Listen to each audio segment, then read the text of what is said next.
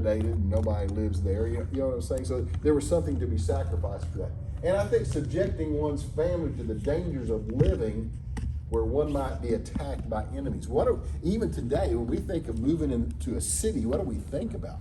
We think about high crime. We think about awful traffic. We think about all those things that we don't like, and all the things that have led us to the conclusion that we'd rather live away from that. So these people did sacrifice some by willingly, I mean, even taking part in the lottery was a willing way of accomplishing this idea of replenishing the population of the city. So now the next verse, a couple of verses where this says, now these are the heads of the provinces who lived in Jerusalem. And then it does this funny little parenthetical thing here. I'll go ahead and read it, but then we'll get back to the original subject. But in the cities of Judah, each lived on his own property in their cities. Okay? So there, when Joshua entered the promised land, Joshua the people, he told each tribe where their territory was going to be. And then those people then, took over cities for themselves or communities for themselves, and now they're relocating in those family areas. So this is saying the heads of the provinces lived in Jerusalem. We already knew that because verse 1 said they volunteered to live there. But in the cities of Judah, each lived on his own property in their city. Then, that's just parenthetical, then the Israelites, the priests, the Levites, the temple servants, and the descendants of Solomon's servants. Some of the sons of Judah and some of the sons of Benjamin lived in Jerusalem. So the heads of the households lived in Jerusalem. So did some Israelites, so did some priests, so did some Levites, so did some temple servants. Of course, temple servants would likely live in Jerusalem because that's where the temple was. And the descendants of Solomon's servants. And Solomon's servants were probably not Israelites. They were probably foreigners who had been subjected to servitude during Solomon's days and just remained a part of the community and were servants. Okay. Now, and then it tells us that some of the sons of Judah and some of the sons of Benjamin lived in Jerusalem. Now, we call this nation of people Judah because that's the predominant tribe, but there are also many Benjamites in the tribe. So you have two tribes. We talked about the northern 10 tribes and the southern 2 tribes. The southern 2 tribes make up Judah, and that is Judah and portions of Benjamin. So this is saying that Jerusalem was not just made up of descendants of Judah, but there were also descendants of Benjamin who lived there too. All right, so, and this extensive list that we just started, and we're going to continue, lists the tribal leaders of Judah and Benjamin.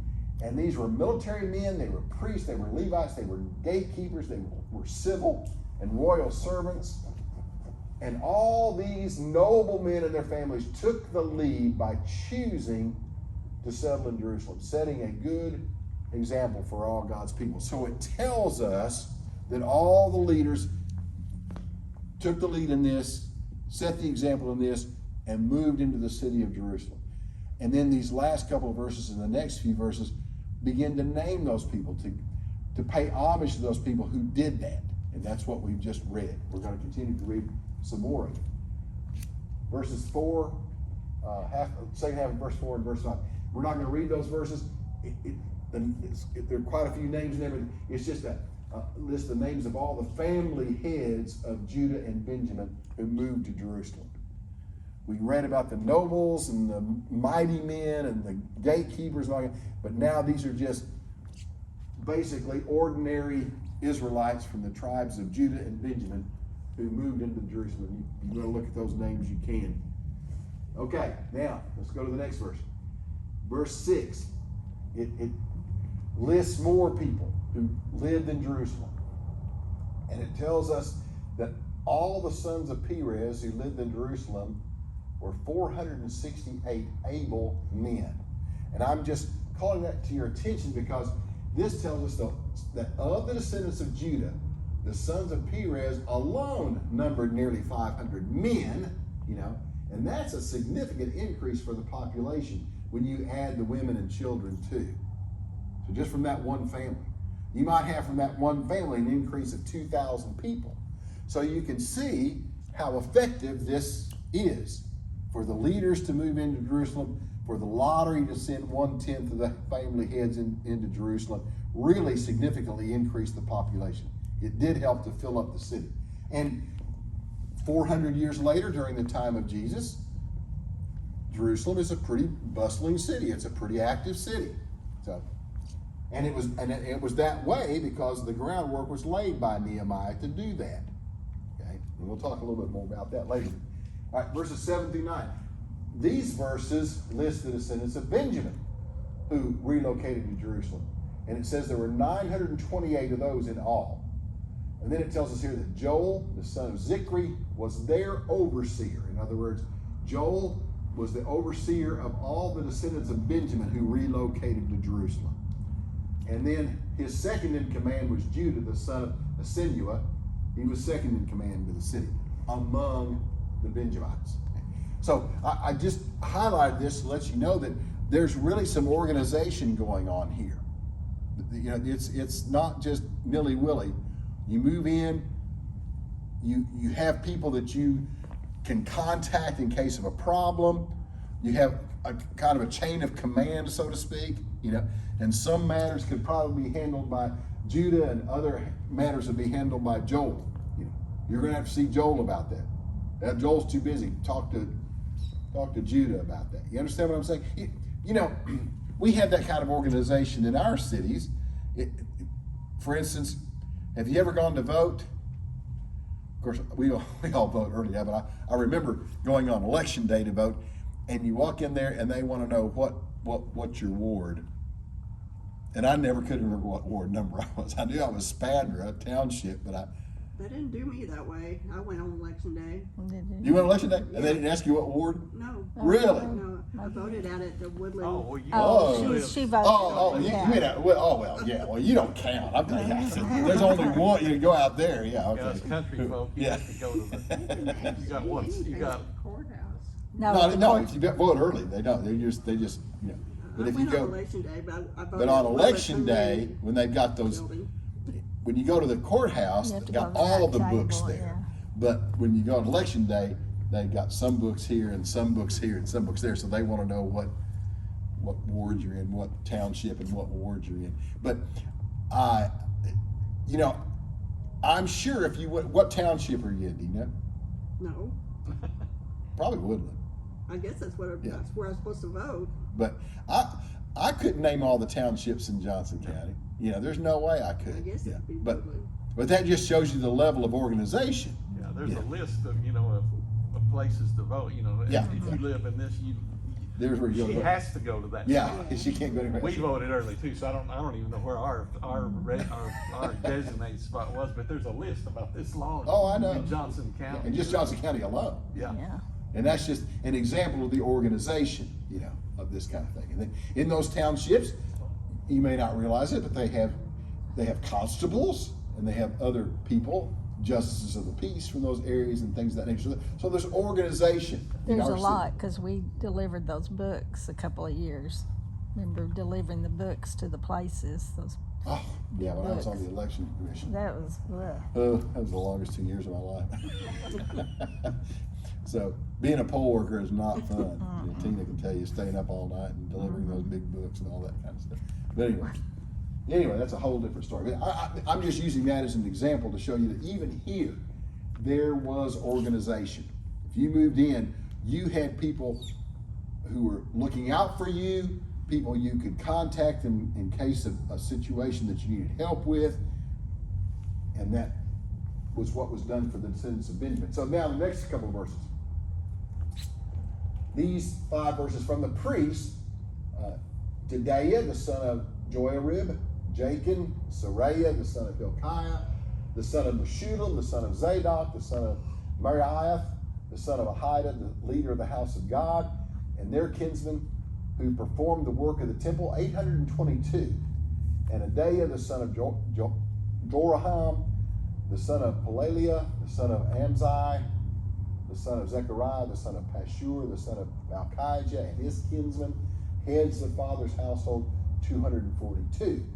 And Amishai, the son of Azarel, the son of Azai, the son of Meshillemoth, the son of Immer, and their brothers, valiant warriors, 128. And their overseer was Zabdiel, the son of Hagedolin. Okay. And again, I'm just doing this to show you numbers and to show you organization. If we look back at those, what we find out is that among the families of the priests, there were 822 who had worked on the temple, and probably when they worked on the temple, they set up their residence in Jerusalem and they just stayed there. Okay.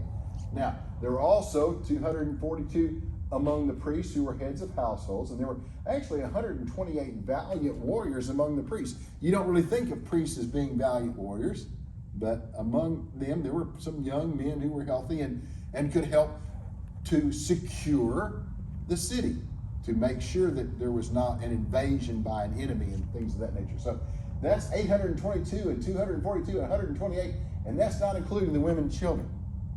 So that's quite a number added to the population. Now, the next 3 verses are 4 verses. These verses list all the Levites who relocated to the city of Jerusalem. There were all those priests in the previous section. Now in this section, there were Levites, 284 in all. Again, that's just the men. Okay. Then we go to the next verse, verse 19, and we're told that also the gatekeepers, Akub, Talmon, and their brethren who kept watch at the gates were 172. 172 men, not including their wives and children. And their job was to keep watch at the gates. The gates were the most vulnerable parts of the city. That was the place where enemies would most likely attack. It was more difficult to scale a wall, a big wall of maybe 10 or 12 feet. But if you could penetrate the gates, if you could break through the gates, then that was the place that you attacked. And that's why in the movies, you'll see them taking the big ramrod or something and trying to bust through the gates in the old movies and things like that. And yet these men and their descendants, they were charged with watching after the gates. With 172 men, they could spread out to all the gates and provide a pretty good amount of security. And I'm sure it was 24/7 kind of security. And I'm sure there was some organization involved in who worked the day shift and who worked the night shift and when you did that, when you did each one. All right. The rest of Israel, of the priests and of the Levites, were all in all the cities of Judah, each one on his own inheritance. So those people who didn't live in Jerusalem, including some priests and Levites, were in the cities of Judah, the outlines did each according to his own inheritance. Now, remember, the Levites did not get an inheritance. They did not get an inheritance of property. Okay? Their inheritance was the priesthood and serving in the temple. But each one of these little communities, each one of these little cities outside of Jerusalem, most of them would have a priest. Most of them would have Levites who lived there. They were provided a place to live. Many times they were also provided with a little acreage so they could have crops and things of this nature. So, and then it says here that the temple servants, now these priests that lived in the outlying areas, they didn't have anything to do at the temple. But the temple servants were living in Ophel, and Zihah and Gishpa were in charge of the temple servants. Okay. Again, more organization.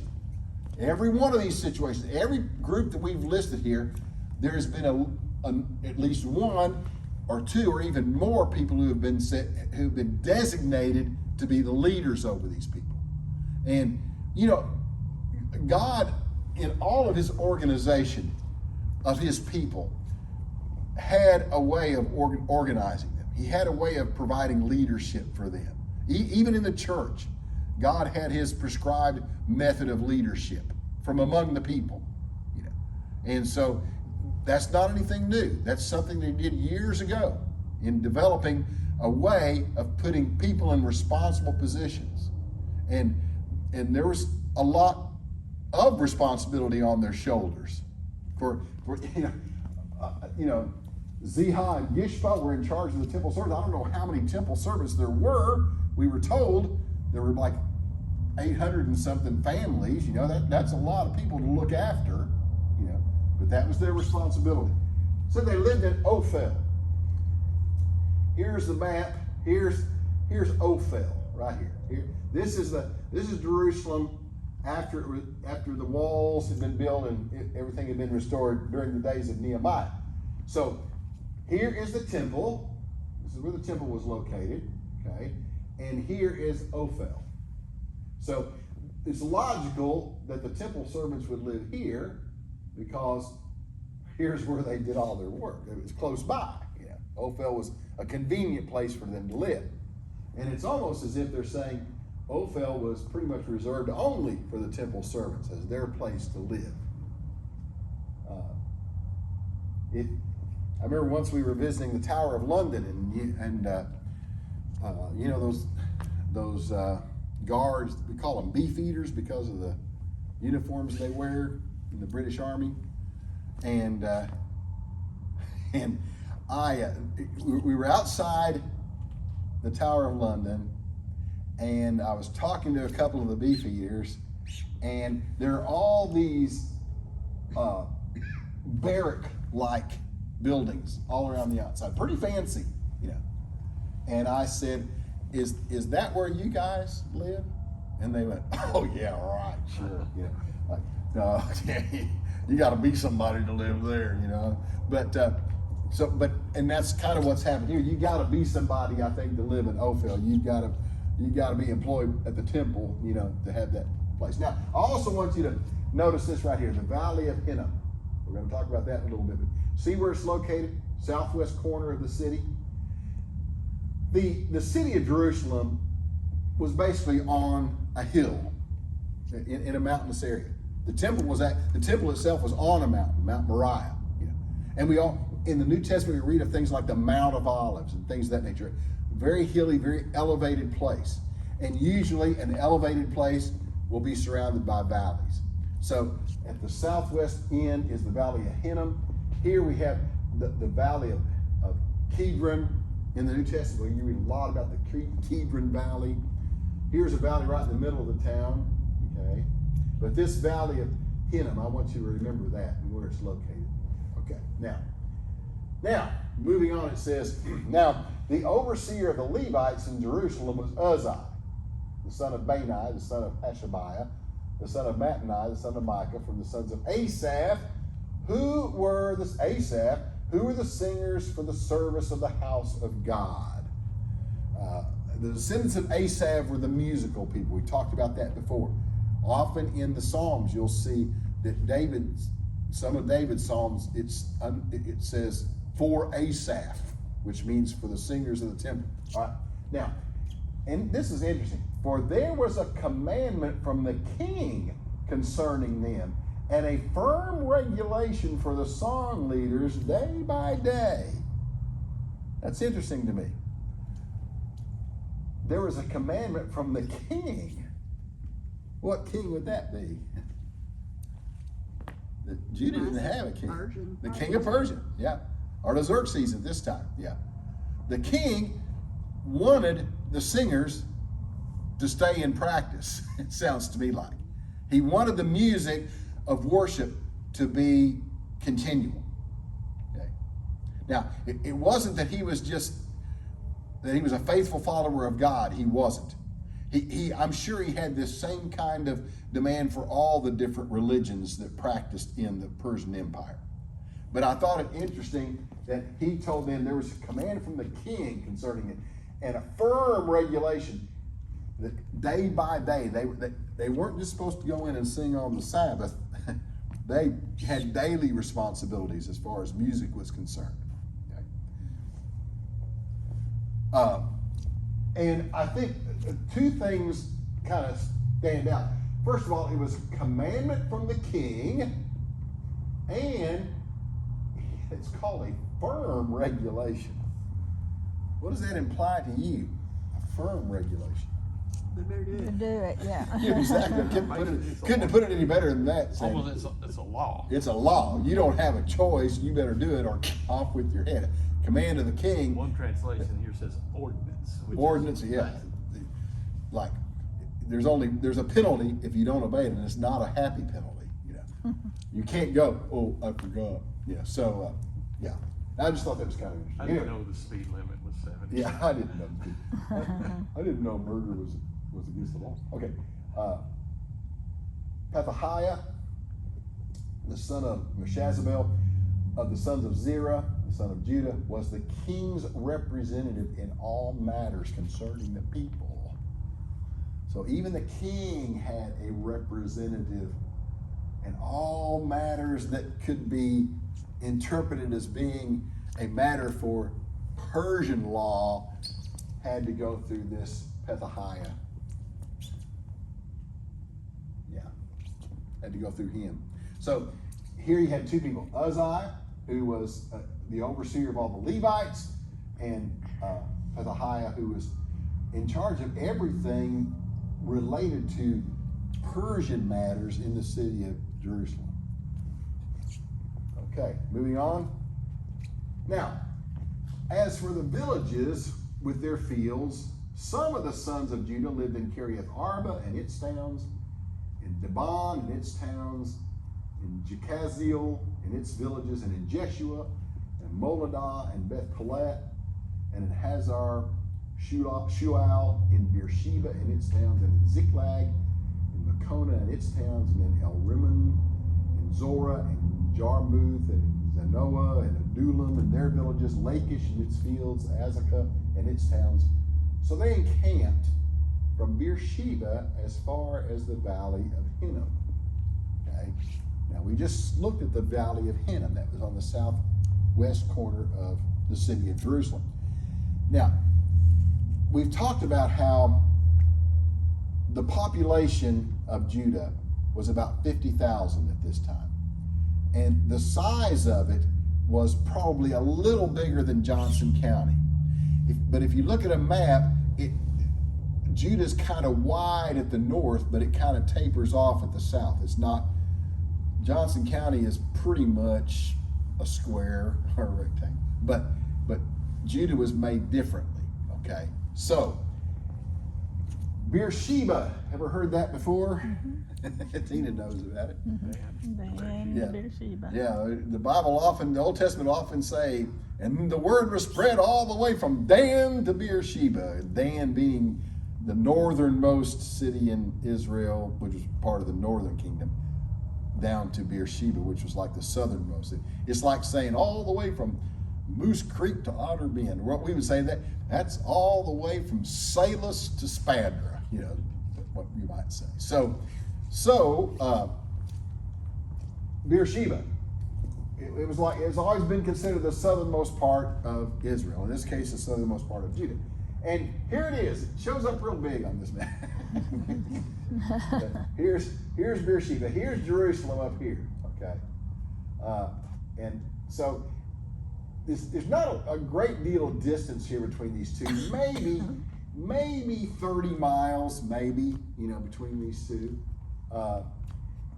But it was kind of at the southern end. So he's saying that all these little towns through here were inhabited from Beersheba all the way up to the valley of Hinnom. Now let's look at another map. This shows Beersheba. It doesn't show, that little dot right there is Bethlehem, and Jerusalem is just above that. But here is Debir. Remember, that was in the verses that we read. That was one of the towns that was in, I think even Lachish might have been mentioned in this kind of thing. So this is the extent of it, where the people lived in the more rural parts of Judah. Now, the sons of Benjamin, okay, we've been talking about the sons of Judah. The sons of Benjamin also lived from Geba onward, at Michmash and Asia, at Bethel and its towns, Anathoth, Nob, Ananiah, Hazor, Ramah, Gittaim, Hadid, Zeboam, Nebalat, Lod, and Ono, the valley of craftsmen. Oh no! Oh no, the valley of craftsmen. Isn't that interesting? What does that mean to you? The Valley Well, of they Craftsmen. made stuff. Where they made stuff, yeah. They were pretty artistic, very artistic people. Yeah. We have, up around Oark, there's a little niche of artistic people up there, potters and tapestry workers and things like that. When we first moved here 45 years ago, there were many of them who just lived up there and lived off the land. They were a little nutty, but they were artistic, But anyway, so I looked this up. Ono was located here. Here's Jerusalem, and remember I said the northern part of the kingdom was wide and then kind of tapered off down here. So this is up in the wider portion. Ono is about 25 miles or so west of Jerusalem, maybe only 20 miles or so if you go by this key. But that's where the Valley of Ono was, and it was known because the descendants of Benjamin who settled in there were craftsmen. I take that to mean if you need a table made, Ono's the place to go for that. That's where the craftsmen live. I wouldn't fit in there, but maybe some of you would. All right. From the Levites, some divisions in Judah belonged to Benjamin. From the Levites, so among the Levites, you had some who were a part of Judah and some who were a part of Benjamin. Now that sounds unusual because Judah was a tribe and Benjamin was a tribe and Levi was a tribe. But, as I said, the Levites did not get an inheritance of land. Their inheritance was the priesthood. So there were Levites who were appointed to live in Judah, and there were Levites who were appointed to live in the territory of Benjamin. And that's why it tells us here that from among the Levites, some divisions were a part of Judah and some were a part of Benjamin. Now, and in conclusion, because of the work of prophets like Haggai and Zechariah, and because of the work of Ezra and Nehemiah, the nation of Judah had been reestablished. They were still under the rule of the Persians. They were a nation within a nation. The Persians allowed them to exist. The Persians allowed them to build a fortified city. The Persians allowed them to worship their God as they wanted to worship their God with no interference. The only interference we see is the edict of the king to basically say, just keep it going. Don't let it die out, you see. You need to make sure that the people do what they're appointed to do in the worship of your God and so forth. But so now here we see that in Nehemiah's years, things have really changed. When he arrived, there was trouble. When Ezra arrived, the people had been marrying foreigners. Everything was a real mess. And then Nehemiah arrived, and he looked at the walls, and he just couldn't believe everything was so dilapidated. But look what's been accomplished. Now they have a temple. Now they have an established priesthood. Now they have Levites. Now they have temple workers. Now they have gatekeepers. Now they have singers. Now they have people who are charged with leadership roles and leadership positions. Someone to answer to the king. Someone to be in charge of everybody who is a part of this family. And somebody else, two people in charge of all the descendants of this group. So there's not only now a city they can call home, there's actually a nation they can call their own. And there's stability there, okay? And the city of Jerusalem was fortified. The temple was functioning. And God had accomplished his will because a remnant had returned from captivity as God promised they would. Now, it's been tough on them. It's been hard on them. Those who returned from captivity did not find things exactly the way they were when they left. They found a very torn up place that needed a lot of work, but they've done it, and they have something to show for it now. And the people want things to be as close to the way it used to be as possible.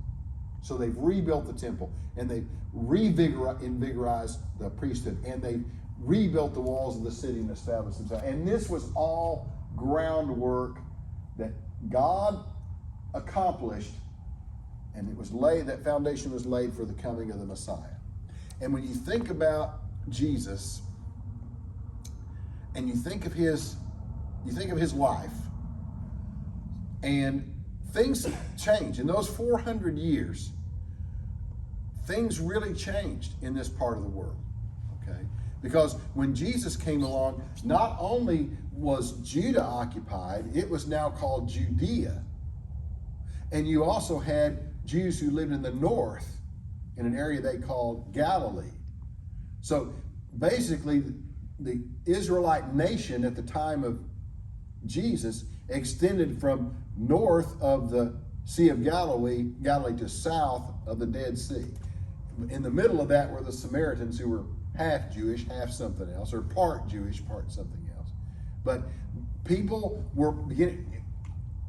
from all the tribes. When we leave here, we're talking just mainly about Judah and Benjamin.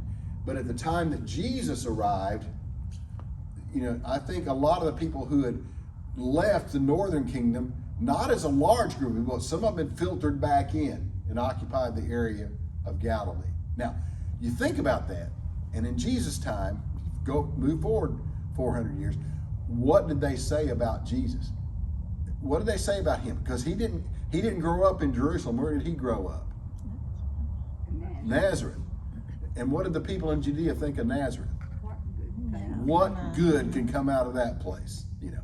So I really think the people of Judah probably looked at themselves as being a little better than everybody else, because that's where the temple was, that's where the high priest was, that's where the big dudes all lived.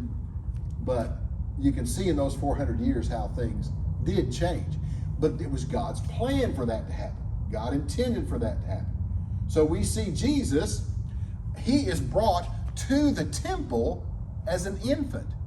When he's still a baby, he is brought to the temple, okay, and presented before God. And two people were told, that is the Messiah, And so that only happened because Nehemiah had seen to it that, and Ezra had seen to it that the temple was rebuilt and the city was rebuilt. Okay. Then we see Jesus at the age 12 returning to the temple with his parents and not wanting to leave the temple, staying there so he could talk with the teachers of the law and the Pharisees and things of that nature. And then we see Jesus actually kind of staying away from Jerusalem for the first 2 years of his ministry, basically, because he knew if he went there, they were going to kill him, And finally he said, I gotta go. Finally he said, I've gotta go, because that's my mission, But at least everything had been set up for him to do what he needed to accomplish. If the city of Jerusalem had never been rebuilt, Jesus' whole story would have been completely different. But as it was, things then about Jesus fulfilled prophecy. And so had Nehemiah and Ezra and Haggai and Zechariah not done their work, the story of Jesus would have not been the same story. It would not have happened that way. It may not have happened at all. So that's how important this is. And the game's over. So anybody have any questions, comments? It's interesting, through that 400 years or 450 years, I was thinking, even before you went there, I was thinking that, how the city had survived and even thrived. Flourished, yeah. All the way to Yeah. the time of Jesus. Yeah. But, we're pretty sure, at least from other places, it was run, it was In 70? conquered. Yeah. No, before that. Before that, yeah. The Maccabees, Maccabean, the time of yeah, Maccabees yeah, is yeah. the, So it was rebuilt another time. yeah, I mean, and I don't know that it was, the walls were destroyed or anything like that. It but was overtaken by the enemy, which It meant was there had to certainly have some defeated. level of destruction. It was Yeah. certainly defeated Yeah. in, I can't remember the guy, Antiochus or Antiochus, however. Yeah, Antiochus. The group, basically, I don't know if he was technically a Greek or not, but Okay. anyway, came and took, Yeah. defiled the temple, Yeah. offered a pig on Yeah. the altar and that kind of thing, But it still survived. Yeah, Jerusalem still survived all of that. Yeah. For the purpose of Jesus. Right, exactly, yeah.